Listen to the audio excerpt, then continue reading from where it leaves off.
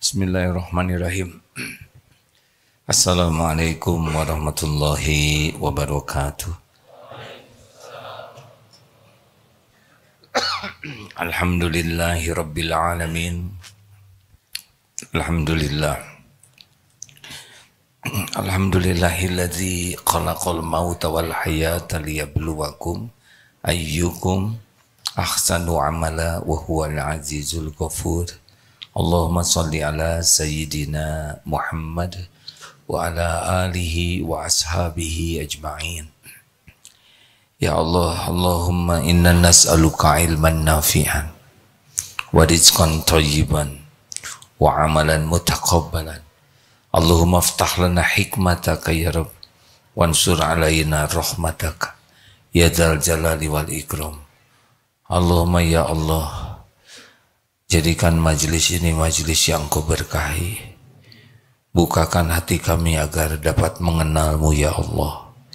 Jadikan hati ini hati yang hakul yakin padamu, yang tiada keraguan, yang istiqomah dalam keyakinan. Ya muqallibal qulub, tsabbit qulubana ala dinik. Allahumma a'inna ala zikrik wa syukrik wa husni ibadatik. Allahumma inna nas'aluka imanan kamilan wa yaqinan sadiqan wa qalban khashian wa lisanan zakiran. Taqabbal minna ya arhamar rahimin innaka antas samiul alim. Amin ya rabbal alamin. Tidak ada yang lebih penting dari hidup ini selain mengenal Allah. Paling penting, urgen, harus didahulukan di atas segalanya. Karena kita tidak mengenal Allah, berarti kita tidak mengenal Tuhan kita, tidak mengenal siapa diri kita, tidak mengenal mau apa hidup ini. Maka ateis itu bingung sekali, tidak mengenal Tuhan. Kalau tidak mengenal Allah, berarti kita tidak tahu yang namanya ikhlas, paling tulus. Kalau ikhlas karena Allah, bagaimana karena Allah? Allahnya tidak tahu. Kalau tidak mengenal Allah, kita tidak bisa syukur. Karena kita tidak tahu bahwa semua nikmat milik Allah, Allah yang membagikan. Stres, bingung. Kalau tidak mengenal Allah, tidak bisa sabar. Karena ketika diuji, bagi yang kenal ke Allah tahu ini ujian pasti baik. Ujian pasti diukur. Ujian ini pasti untuk kebaikan kita. Jadi dia akan bersabar. Tidak mengenal Allah tidak sabar. Kalau tidak mengenal Allah, dia tidak ridho dengan takdir. Kecewa, tidak bisa move on. Menderita sekali. Padahal setiap takdir itu pasti dirancang dengan maha adil oleh Allah. Dan bagi orang yang beriman pasti baik. Kalau tidak mengenal Allah, dia tidak mengenal tawakal. Dia akan bergantung kepada siapa saja. Bergantung ke feminis. Ada feminis. Apalagi sekarang ada LGBTQ dan sebagainya. Kasihan betul, itu penyakit.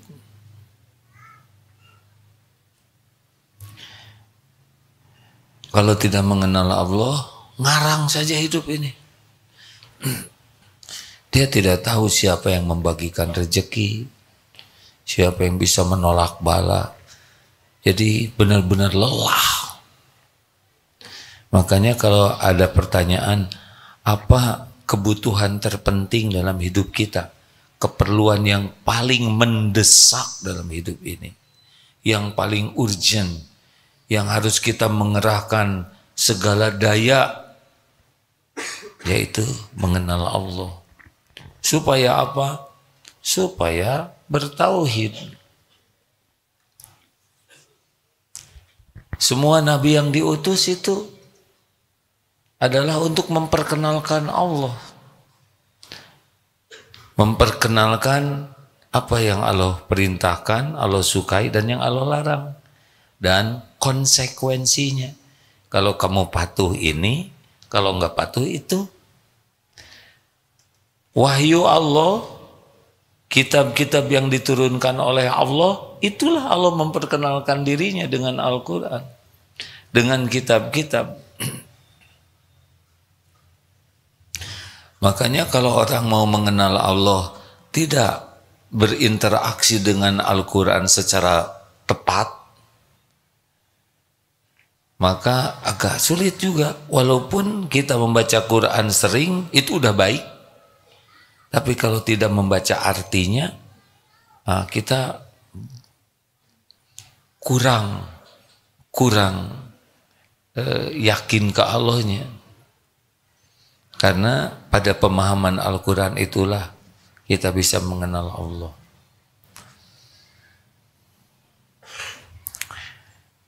Karena banyak pertanyaan tentang rezeki, maka session kita dibagi dua kali ini kajiannya. Satu tentang rezeki, diulangi lagi, dan yang satu lagi nanti tentang bagaimana menyikapi masa lalu dan masa yang akan datang. Ada yang minta pengulangan, tidak apa-apa hadirin. Tidak apa-apa, setuju ya. Karena yang lalu aja saudara udah lupa ya. Baik, Ar-Razzaq. Allah Ar-Razzaq. Allah yang maha memberi rizki. Jadi kalau bagi orang yang beriman, kalau sudah mendengar rezeki itu yang diingat cuma satu pemiliknya, yaitu Allah Ar-Razzaq. Semua rezeki ini milik Allah sepenuhnya. Dan yang membagikan rezeki juga hanya Allah. Dan sesuka Allah. Jadi kalau sudah berkata tentang rezeki, sudah satu saja yang kita pikir tuh Allah. Semua makhluk. Surat Hud ayat 6, A'udzubillahi minasyaitonirrajim. Wa ma min dabatin fil ard illa 'alallahi rizquha. Tidak ada satupun makhluk melata kecuali di bumi ini, kecuali Allah. Illa 'alallahi rizquha.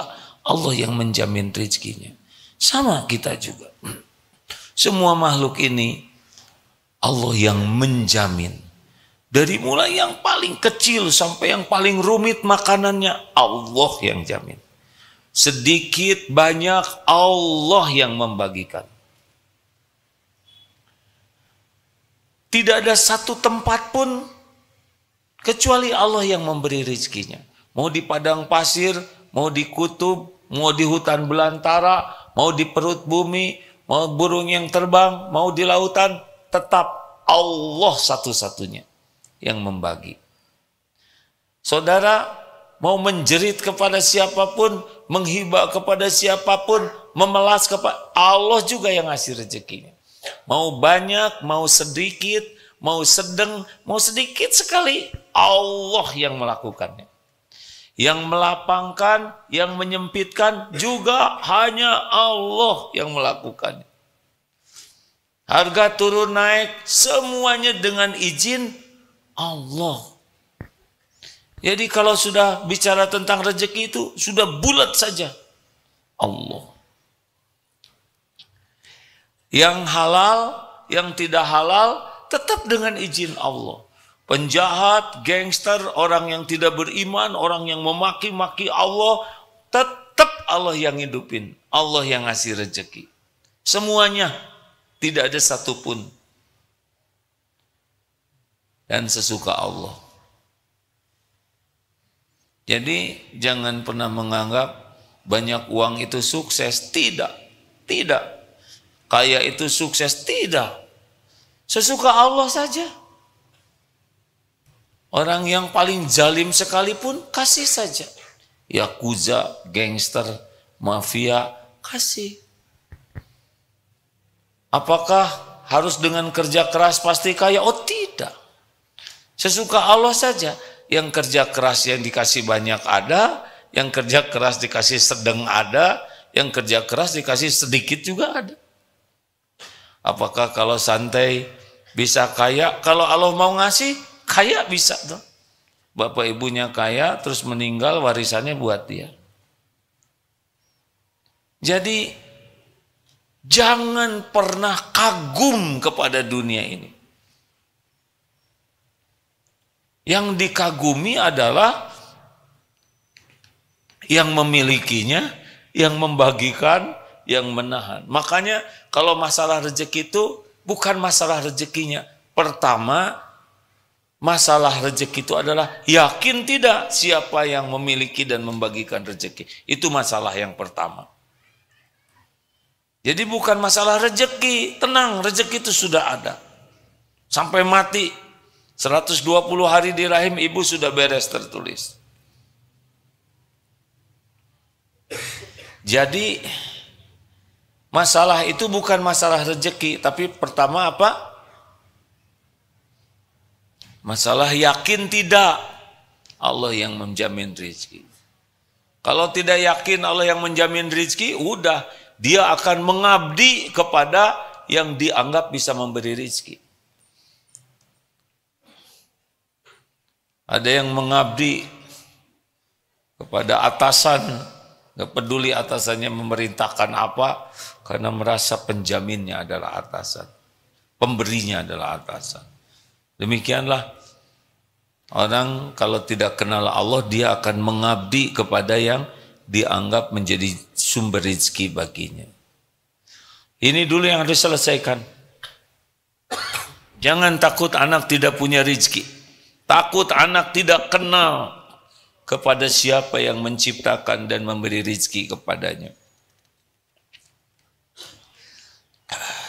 Surat Ar-Rum ayat 40. A'udzubillahi minasyaitonirrajim. Allahul ladzi khalaqakum summa razaqakum summa yumitukum summa yuhyikum hal min syurakaikum may yaf'alu min dzalikum min syai'in subhanahu wa ta'ala amma yusyrikun.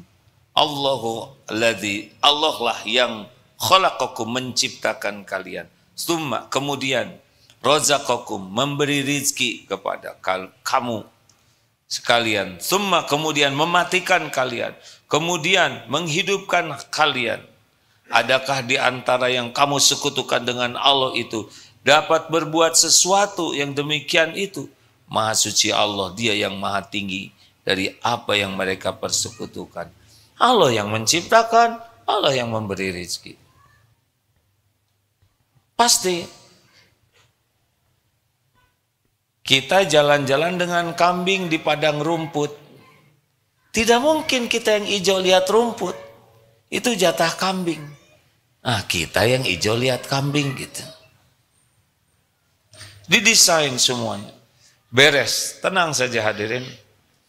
Kita di rahim ibu dulu sebelum jadi janin, masih sperma, ketemu sel telur, itu pun ada rezekinya.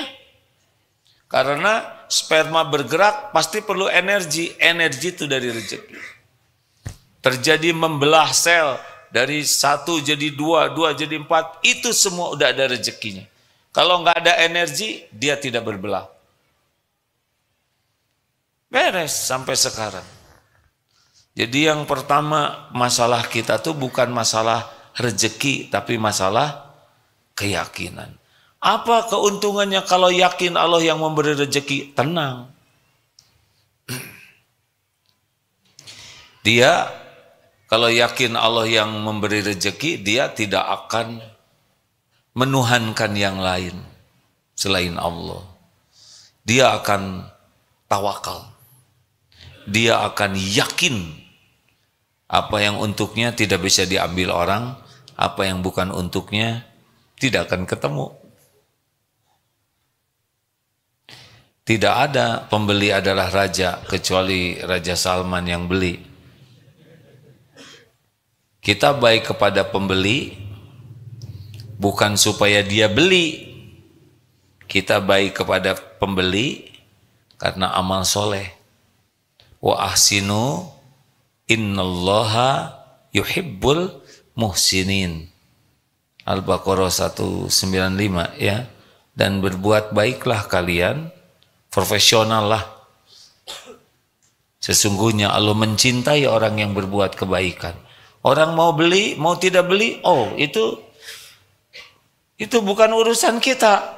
Urusan kita adalah bertransaksi dengan niat baik, dengan cara yang baik, sebagai amal soleh. Tidak jadi beli, kita dapat pahala. Jadi beli, ya dapat pahala, ya dapat rezeki kita. Kemudian kita bersyukur, tambah kebaikan. Jadi masalah yang kedua adalah, pertama keyakinan. Yang kedua, niat dan caranya benar tidak di dalam menjemput rezeki kita. Bukan mencari ya. Kalau mencari itu antara ada dan tiada. Kalau menjemput, pasti ketemu tidak? Belum tentu. Mencari istri sudah punya belum? Menjemput istri sudah punya belum? Nggak apa-apa. Kalau saudara senang jawab belum, nggak apa-apa. Tenang aja. Kalau menjemput istri sudah punya belum? Ini bukan hanya saudara sudah punya istri belum ya. Menjemput istri. Tapi kalau istrinya di pasar Sukajadi, dijemputnya di pasar Kosambi. Kira-kira bukan karena nggak ada istrinya, tapi hampir saya nyebut blow on jemputnya. Itu perkataan tidak baik. Perkataan saudara lebih bagus ya. Jadi nggak profesional jemputnya. Ibu ada di mana? Di pasar Burengbeng, pasar Cicadas. Padahal pasar Jalan Tengah. Boleh jadi didekatkan oleh Allah.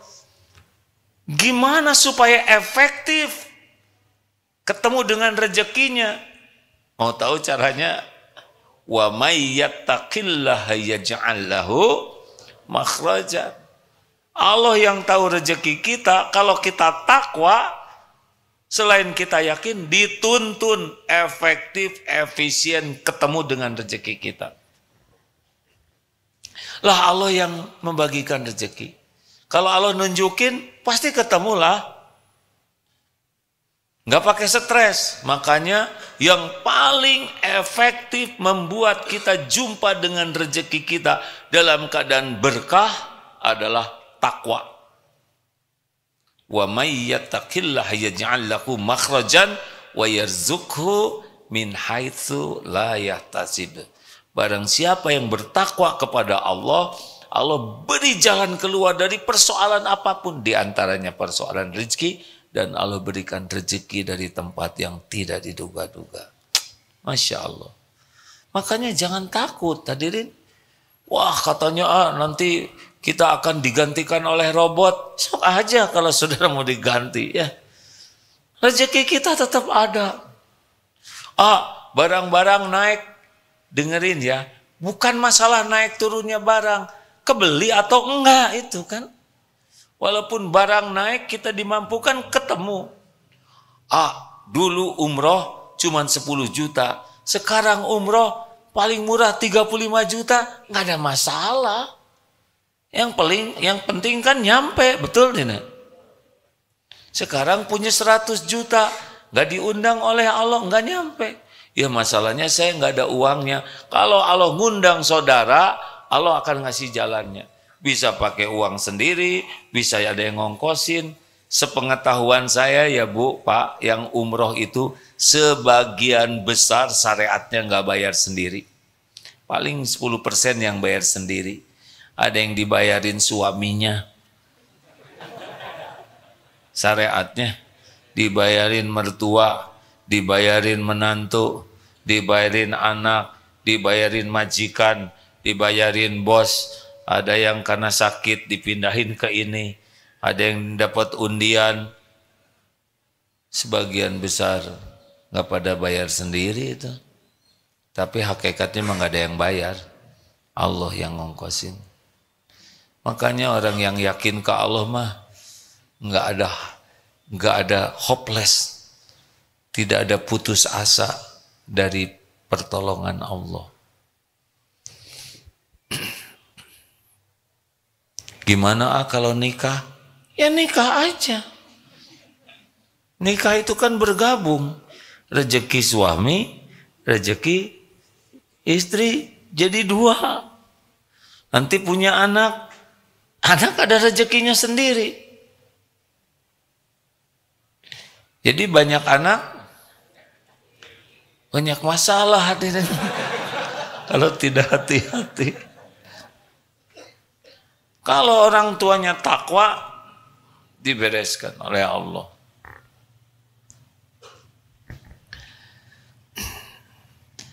Saya tidak mempromosikan apapun ya, kecuali keyakinan ini harus dimiliki. Katanya di Singapura, Jepang, Cina, Korea, krisis, pada tidak mau nikah. Lebih baik memelihara anjing daripada punya anak. Biayanya mahal, karena kurang iman begitu.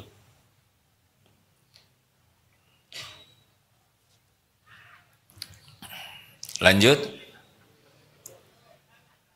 Bisnis, bekerja bukan nyari uang, cari keridhaan Allah, cari pahala akhirat.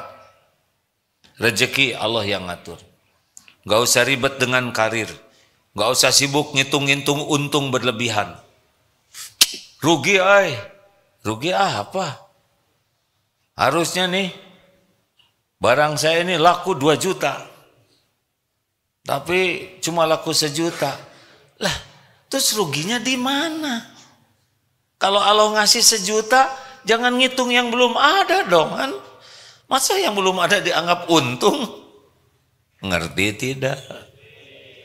Kita kan banyak prediksi-prediksi itu seakan udah pasti rezeki kita. Enggak. Kalau Allah mau ngasih segitu ya segitu yang datang. Tapi teman saya jualan ini laku 3 juta. Itu rezeki dia. Yang diceritakan, jual rumah 800 juta. Dibeli oleh temannya. Seminggu kemudian dijual lagi. Laku 1 miliar. Aduh, gue rugi 200 juta. Tahu dari mana? Dia udah untung. Itu coba kalau saya jual, enggak bisa. Itu bukan rezeki kamu. Rezeki dia. Pakai ngerasa rugi segala. Ngarang.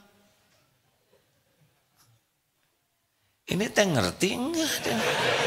Saya lihat wajahnya ketawa tapi rada nggak simetris. Jangan suka sibuk ngitung-ngitung yang belum ada. Boleh memprediksi, tapi rezeki kita mah terserah Allah. Waduh, coba kalau saya ikut ini nanti saya jadi jenderal. Kata siapa? Kalau nggak ada garisnya mah nggak akan jadi, enggak. Dan semuanya juga bukan karena kehebatan, karena ujian. Biasa weh, tenang ya. Luruskan niat yang mau cari kerjaan. Nggak usah stres. Wah gimana ya saya sekarang kuliah semester 3, nanti dapat kerjaan nggak? Ya nggak tahu. Sudah kuliah aja belum tentu lulus. Ribet pisan. Sempurnakan aja kuliah sekarang. 3. Kalau nanti Allah mempertemukan dengan rezeki kita, itu udah jadi rezeki, udah jadi kebaikan belum? Belum. Kebaikan itu kalau syukur. Nih kasih untung oleh Allah. Sekian juta, puluh juta, ratus juta. Itu udah rezeki belum? Belum. Rezeki yang asli itu kalau bisa bersyukur. kebaikan maksudnya. Itu udah rezeki tapi belum jadi kebaikan. Itu yang lebih tepat ya. Karena fakana khairullah itu ketika syukur. Jadi ketika rezeki datang yang kita inginkan itu baru bentuknya ujian. Jadinya kebaikan bagi kita kalau kita syukur. Jadi dikasih banyak tuh nggak ada apa-apanya. Yang ada apa-apanya tuh yang disyukuri. Ah gimana itu kok penjahat ada korupsi dikasih? Kasih aja oleh Allah ya. Dunia ini tidak ada harganya bagi Allah tuh hadirin. Kalau ada harga sesayap nyamuk saja dunia ini, kalau ada harga sesayap nyamuk saja, orang-orang yang ingkar ke Allah tidak akan dikasih minum walaupun seteguk. Saking nggak ada harganya dunia ini bagi Allah, dibagikan saja kepada siapapun sesuka Allah ya. Jadi nggak usah ada kagum-kagumnya lihat orang dikasih, biasa aja. Semua tuh ujian. Semua itu ujian. Kalau kita udah nggak kagum ke kekayaan, kita jadi nggak ngebet. Ngebetnya gimana dong? Ngebetnya keberkahannya. Ngebetnya dengan kekayaan itu bukan pengen jumlah kekayaannya, tapi pengen kita bisa manfaat banyak dengan kekayaan yang Allah berikan. Itu kan keberkahan. Berkah itu kan membawa kebaikan yang banyak dan langgeng. Jadi pengen gak jadi orang kaya? Tetap pengen. Sebetulnya tidak penting jadi orang kaya. Yang penting tuh kalau perlu cukup. Orang kaya belum tentu merasa cukup, tapi orang cukup pasti cukup. Nah, kaya lagi, dasar pengen. Itu teh di luar kesadaran hadirin. Bahagia tuh bukan dari kaya harta, tapi kaya hati, ghina fi qalbi.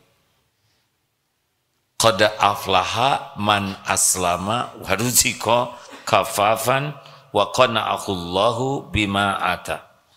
Amat sangat beruntung, bahagia orang yang diberi hidayah Islam, cukup rezekinya dan puas dengan apa yang Allah berikan kepadanya.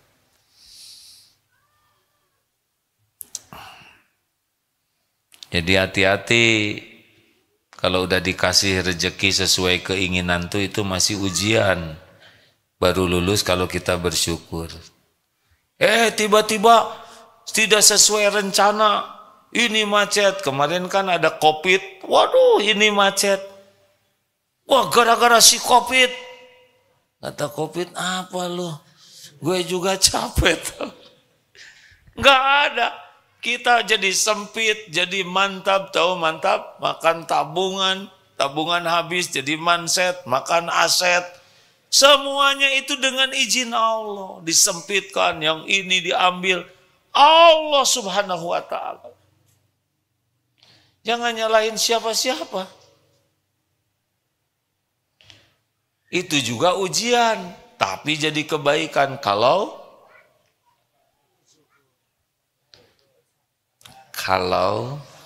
sabar, ya sabar weh. Udah mau jungkir balik juga nggak akan kebuka kecuali dibuka lagi oleh Allah. Mau kejang-kejang, mau curhat di Facebook atau di mana ya, di medsos maksudnya. Mau segala, kalau Allah mampetin, mampet men. Benar. Sing sabar aja jalanin, nggak usah keluh kesah. Memang ada yang oleh Allah diuji ya. Ada yang dimudahkan, ada yang kadang mudah, kadang nggak, ada yang susah. Ada yang diempet. Ada yang perlu segini, kurang dikit. Tetap mintanya ke Allah. Dan kalau diukur mah tetap dijalanin hidup ini. Yang banyak mengeluh kurang juga. Hirup weh. Benar. Saya emang gak punya tabungan. Dan gak harus punya tabungan kalau gak ada. Ini wajah-wajah tanpa tabungan. Tapi gaji saya sedikit, enggak ada masalah gaji sedikit. Yang penting penghasilan besar. Yang penting cukup. Dan yang membuat kita tertekan tuh, karena kita kurang mensyukuri dan tidak sabar. Sabar. Kalau lagi oleh Allah disempitkan, sabar. Ada lagi nanti diambil oleh Allah. Bagaimana kalau diambil? Ridho. Lah, masa nyebut musibah? Tanya tukang parkir. Saya bertubi-tubi ditimpa musibah. Kunaon Kang? Musibah abdi bertubi-tubi. Hari ini sudah 50 kali kena musibah. Kenapa? Itu mobil ada yang ngambil. Siapa yang ngambil? Yang punyanya. Nah, jadi musibah. Ini rezeki milik Allah. Kalau Allah ngambil, masa disebut musibah? Musibah itu kalau tidak ridho. Sesuka Allah dong. Dikasih, ditahan, disempitkan, dilapangkan, diambil. Nikmati aja. Dan bukan punya kita. Perih tuh kalau lengket di sini. Awalnya penderitaan itu kekaguman kepada dunia. Dilanjutkan dengan merasa memiliki. Ini nih lengket. Perangko kalau lengket diambil, robek itu amplop, benar? Tapi kalau enggak lengket, perangko diambil biasa saja. Makin megang kayak kawat duri tuh. Giliran diambil tuh pegang. Coba ada kawat berduri, pegang begini. Ditarik pegang. Pasti perih. Jangan megang sama dunia. Megang tuh kepada pemiliknya.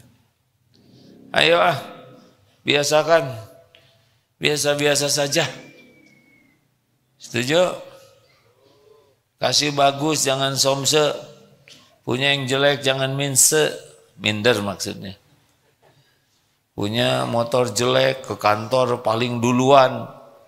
Cari tempat parkirnya paling pojok, semak-semak. Kalau bisa ditutupin kardus. Malu dia. Pulang sudah sepi, baru keluar. Mau ngapain nyiksa diri? Kalau Allah ngasih yang ini, syukuri.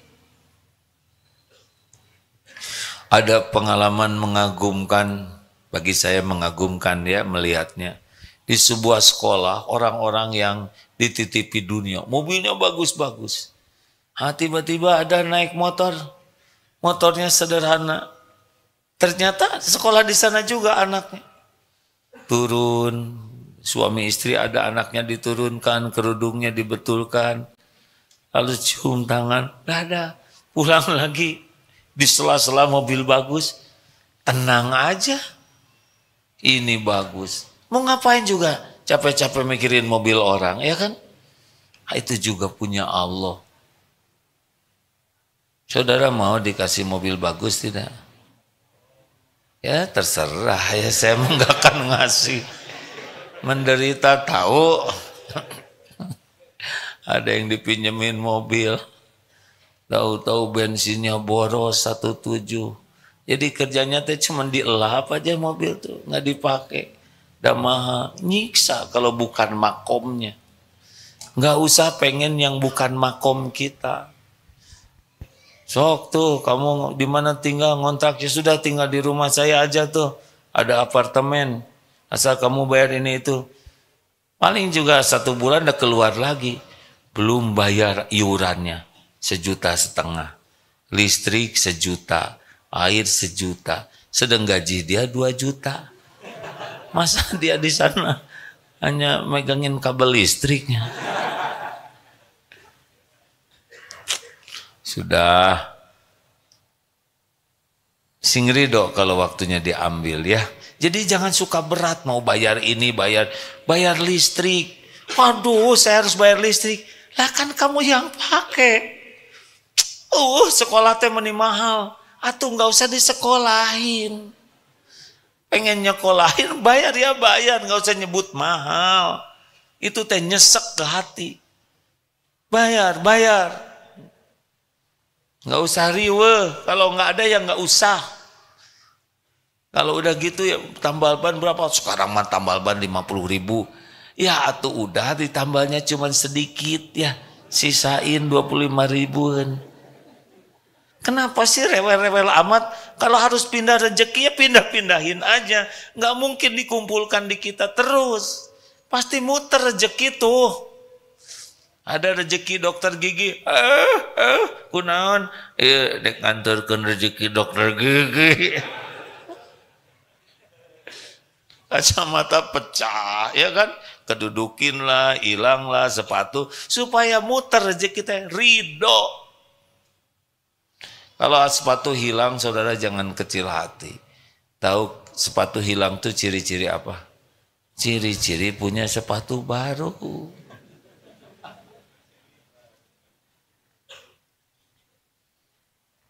Rileks, hadirin. Udah sepatu hilang, ingatan hilang, kan berat. Pahala hilang. Sing ridho, ya. Dunia mah enggak boleh lengket di hati. Jangan bertengkar di rumah. Waduh, pakai ngaheot. Beli ayam paha, simpen di meja. Terus cuci tangan dulu. Beres-beres persiapan makan. Hah? Kemana ayam? Ternyata kucing lagi. Dengan anak-anaknya ridho, hadirin. Saudara mah bagian nganterin. Sudah, dan gak akan mati kelaparan. Jangan dendam, sia ucing. Kata kucing nuhun kang gitu atuh. Namanya ge rezeki mah moal patuker. Akang bagian belanja, bagian saya bagian makan. Sing ridho kang. Ingat-ingat ceramah Aagi. Saya kucing-kucing ge ngerti. Mungkin. Emang udah pasti rezeki kita belum? Coba Pak, punten ya Pak. Kalau ceramah di daerah, waduh suguhannya Masya Allah. Kadang di mimbar juga buah-buahan. Kapan makannya? Apalagi yang harus dipesek, yang harus dikupas kayak nenas gitu. Atau mungkin hiasan ini ya. Pisang yang gede-gede. Kan mustahil sambil ceramah. Tapi ya sudah begitu. Selesai ceramah, makan dulu. Waduh, meja makan teh penuh. Yang makan mah panitia yang punya. Padahal mah di dalam rapat menjamu kiai ya. Tapi saya ridho hadirin. Udah biasa kayak gitu. Tapi pas pulang teh, ini satu black kan kerupuk, ranginang, pisang kan kalau dari daerah gitu penuh bagasi teh. Apa itu ditelan oleh saya semua? Enggak, bagian ngangkut. Sampai ke sini, hei santri, ceramah enggak, apa enggak? Dima, ridho. Dan memang bagian ngangkut, masih mending santri. Dulu pernah kemarau panjang. Kuda kita, waktu masih banyak-banyaknya, kekurangan rumput. Wah, sana susah, beli dari Ciater. Maaf ya, kalau saya ceramah, cik ada rumput enggak? Jadi pulang tablik tuh, rumput 2 karung. Eta kuda teh, cengar-cengir di kanan. Nah gitu, atuh berbakti maneh teh. Saya pikir luar biasa. Ini nganterin rezeki kuda apa harus ceramah dulu. Pakai mobil. Ya begitulah. Harus ridho. Kita mengantarkan rezeki ke pemiliknya. Ya, ban meletus, apa aja itu teh ada. Jadi senanglah kalau beli itu ya. Oh, saya nganterin rezeki ke sini. Pakai niat baik. Kalau perlu mah nggak usah tawar lah ya. supaya bertambah pahalanya. Udah mah jualannya berat, misalkan jubleg, tahu jubleg yang tempat numbukan dari batu atau ulekan, coba udah awet luar biasa, jarang yang beli. Coba saya mau nanya, kalau ada 2 coet nih ya, saudara perlu 1, tapi dia bawa 2, belinya 1 atau 2? Pengen tahu aja. Perlunya 1, tapi dia bawa 2, begitu supaya depan belakang. Belinya 1 atau 2? Bagus. Kalau 1 zolim, taruh di belakang. Enggak gitu-gitu amat ya. Belilah 2-duanya. 1 sedekahkan. Kalau ada kado pernikahan, kasih itu. Awet 7 turunan.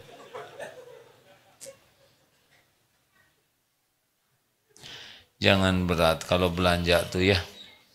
Jangan merasa bangga kalau sudah bisa nawar sampai orang bangkrut. Jangan. Mudahkan aja. Kalau uang saya habis sekarang gimana? Ya nggak apa-apa, nanti ada lagi kok. Kecuali kalau udah waktunya meninggal sekarang. Kalau belum waktunya meninggal, akan makan, akan ada rezekinya. Dulu kita di perut ibu nggak bisa kemana-mana, masuk sendiri ke perut rezeki itu. Benar? Ibu makan jengkol, tapi sampainya ke janin nggak dalam bentuk jengkol. Repot ya kan? Kita nggak bisa ngunyah. Dan nggak bau jengkol, kita diproses. Kurang enak nih ketika bayi lahir, kata dokter, nah bayi itu bau jengkol. Padahal ibunya tukang jengkol, diproses, beres, aduh sempurna. Padahal makanan ibu teh cireng, dorok-dok, bandros ya, yang nggak berbentuk jelas. Belum lagi makan seblak level 5, harusnya kan matang tuh bayi Pak. Tapi diatur oleh, nggak sampai keluar teh merah, wah iya mah seblak ya, enggak, Masya Allah. Kita keluar, langsung air susu, coba itu gimana sempurnanya. Menyusui, dari air susu tumbuh gigi, rambut, membesar bayi itu, air susu saja. Ibunya tidak mengeluarkan air susu, sapi mengeluarkan.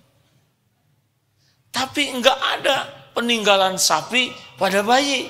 Apa belang misalkan di sini ya, atau di ini, atau manggil ibunya, enggak. Full aja bayi.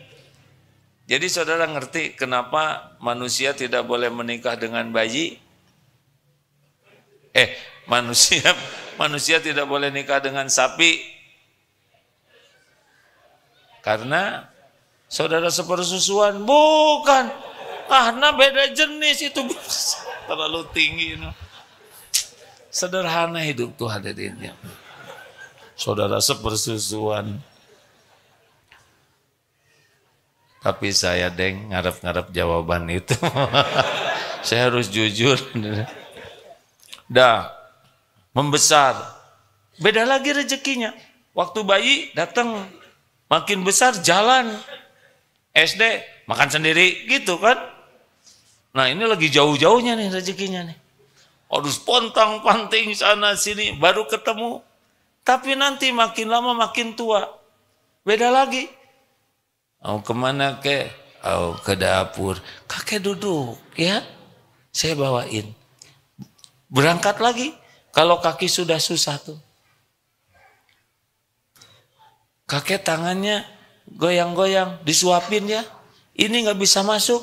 Ada yang masukin ke sini. Kenapa? Nggak bisa nelen. Diinfus ya kek. Masuk ke sini. Kakek. Berarti sudah habis rezekinya.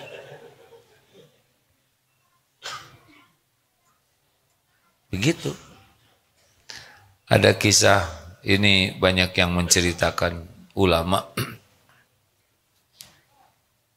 menceritakan ini. Ada seseorang jatuh ke sumur, akhirnya ditolong sampai ke atas lagi, tidak parah, tidak apa-apa. Kasih minum, ada air susu, habis diminum, ditanya, gimana ceritanya? Kok kamu bisa kecemplung ke sumur? Iya, saya juga heran. Saya tadi berdiri begini, ternyata jatuh lagi dan meninggal tuh di sumur. Kenapa tadi tidak meninggal? Karena ada 1 gelas air susu yang belum selesai naik dulu.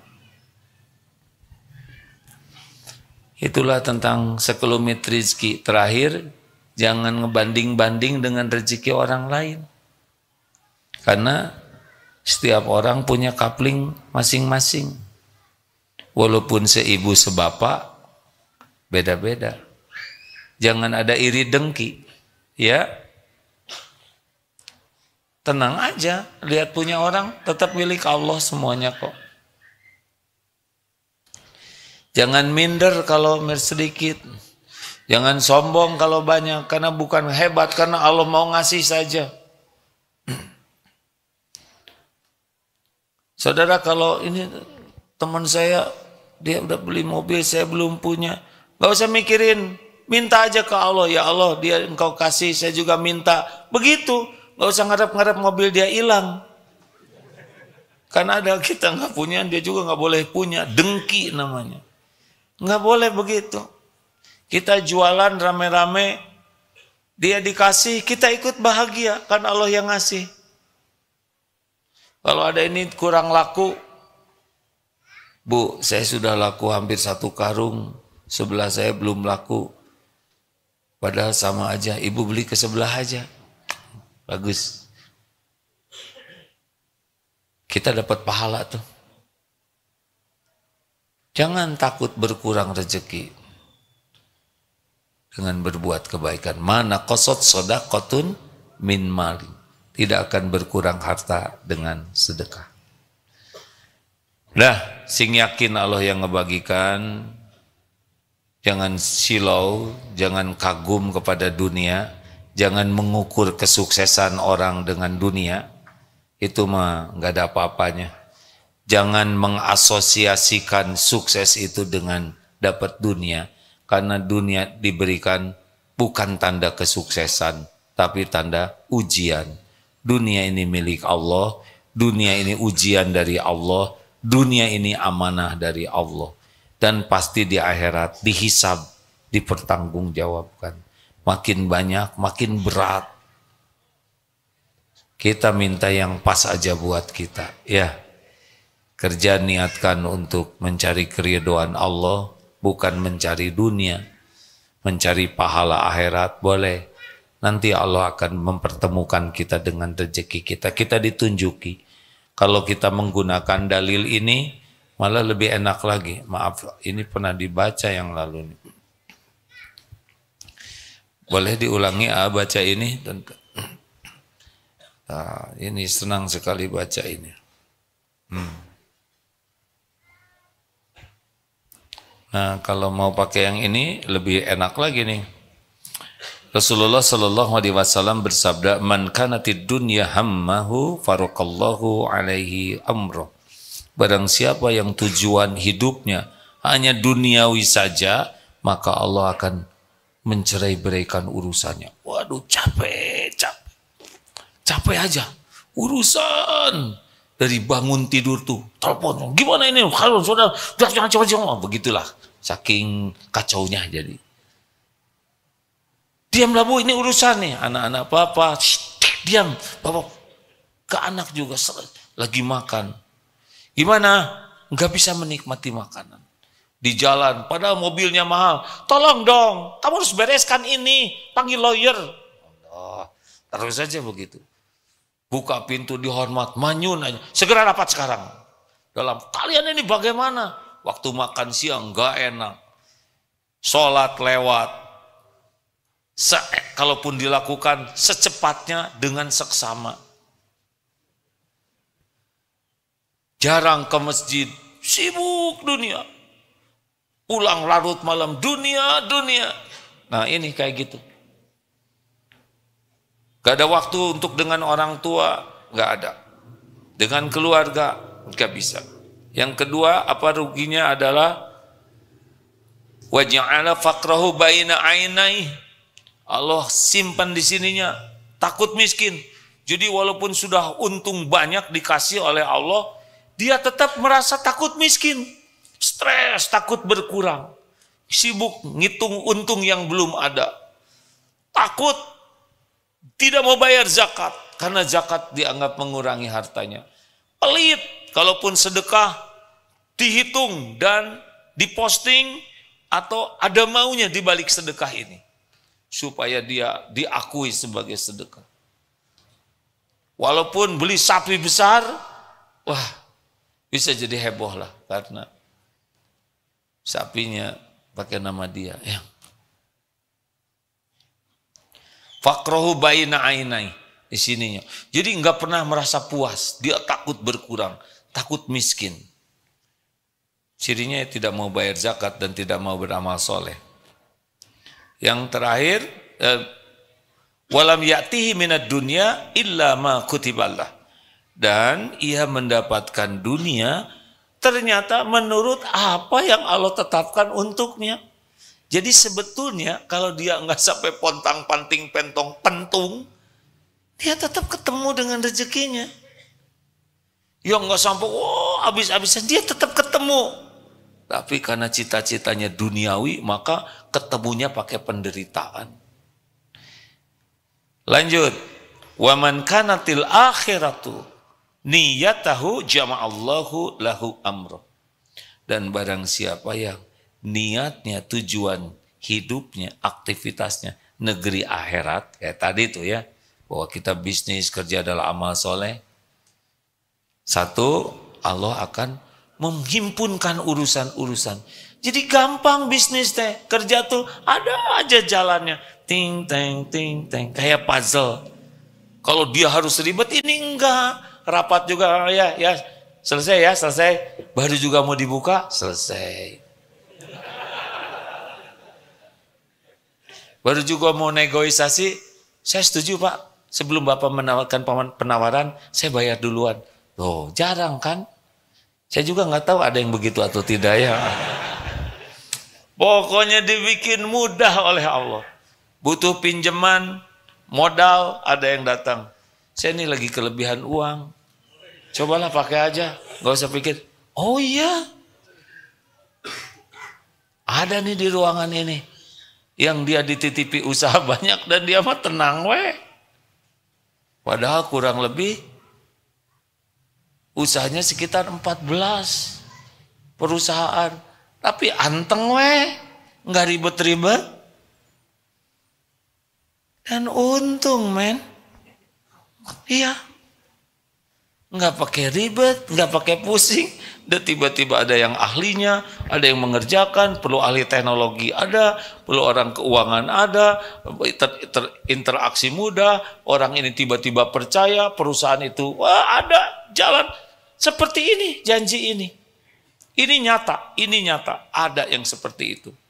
Jadi oleh Allah dihimpunkan. Yang kedua, wa ja'ala ghinahu fi qalbi. Di sininya dibuat kaya, jadi enggak tamak, enggak capek mikirin yang tidak ada, puas saja dengan yang ada. Ada keinginan, tapi tidak pernah menghilangkan rasa syukur.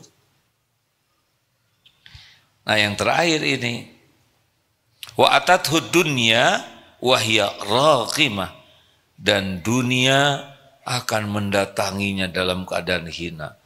Jadi yang orang cari mati-matian tuh, dia mah datang merendah kayak melayani, merunduk-runduk. Ini nyata, ini hadis sahih hadirin. Dan demikian para sahabat, para ulama yang ikhlas, banyak ulama pedagang, nabi-nabi juga para pekerja.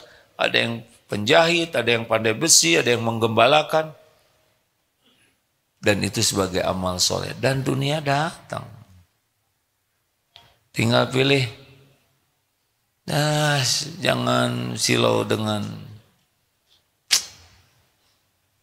ketamakan dunia, ya. Syukuri yang ada. Terima kasih hadirin. Allahumma salli ala sayyidina Muhammadin wa ala alihi wa ashabihi ajma'in. Allah maha dekat, Allah maha menatap. Allah menyaksikan apapun yang kita lakukan. Innallaha la yakhfa alaihi syai'un fil ardi wala fis sama. Sesungguhnya bagi Allah tidak ada yang tersembunyi di bumi maupun di langit. Allah tahu persis apapun yang kita lakukan. Allah tahu apa yang kita pikirkan. Allah mengetahui setiap lirikan mata. Allah mendengarkan setiap yang kita ucapkan dan niat di balik setiap ucapan. Allah menyaksikan apa yang kita pegang, kita sentuh, kita lihat. Tidak ada yang tersembunyi. Allah tahu semua isi hati kita, kebusukan hati kita, kemunafikan, kesombongan, ujub. Allah tahu zina mata kita. Allah tahu persis sholat kita yang jarang sekali khusyuk. Dan Allah tahu kita tidak mengerti apa yang kita baca. Allah mendengar setiap kebohongan kita. Allah tahu semua aib-aib yang kita sembunyikan. Hanya kemurahan Allah saja hadirin. Masih ada orang yang mau menyapa kita. Orang tua masih sayang kepada kita. Orang masih mau berdekatan dengan kita. Andai kata Allah membuka siapa diri kita yang sesungguhnya, kita tidak ada lagi harga di hadapan siapapun. Allahumma shalli wa sallim wa barik ala sayyidina Muhammad. Ya Allah, alhamdulillahi rabbil alamin. Terima kasih ya Allah, segala puji bagimu yang menutupi semua kebusukan diri kami. Ya Allah, ampuni kami.